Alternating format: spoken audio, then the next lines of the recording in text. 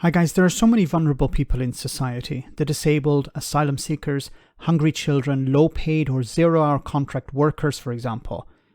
They on many occasions have a voice, but usually it never breaks through and pressures government to put policies in place to help them. Too often what is needed is a Marcus Rashford or Gary Lineker figure who uses their massive platform as a call to action.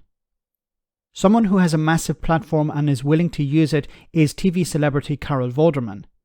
Here she appeared before a select committee where she raised the issue of women in the gig economy and other precarious work and the problems they face. A wonderful speech. Have a listen. On ITV this morning, on social media, that is absolutely and categorically wrong. And perhaps it is middle-class women and those with a profile who can have the ability, we are here today, to speak out. But, you know, there are so many women in the gig economy.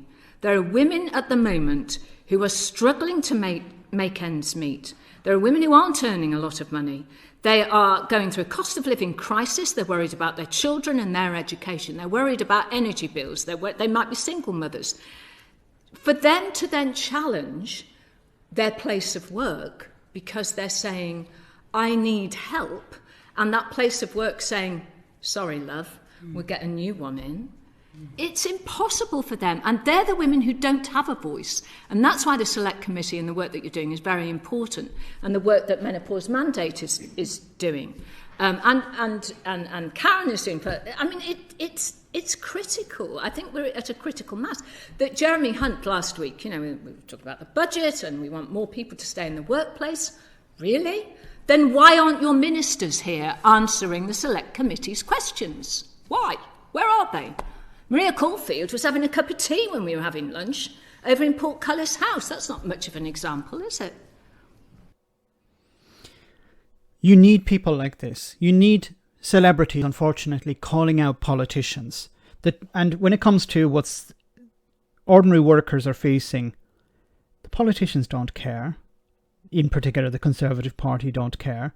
Because these are people who generally will not vote for the Conservative Party or don't vote at all. The Conservatives' focus is on the business owners. It's on the multimillionaires, the people who donate to the party. And following Brexit, of course, a lot of these donors want to strip away worker protections. They want to make it. They want it to be easier for them to hire and fire staff. We saw the whole fiasco over the ferry company, P&O Ferries, where they lay off 800 people. The government did a bit of a shenanigan, you know, ranting and raving about it in the House of Commons. But at the end of the day, they didn't do anything about the workers. They didn't put in protections to stop it from happening again. Because they're on the side of the company owners. They're on the side of big business. They're very happy. Many of them within the Conservative Party are very happy to see the economy slip into a sort of gig economy where workers have no protections.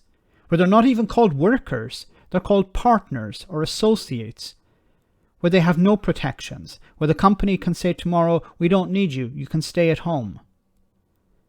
That's not what a society should be about.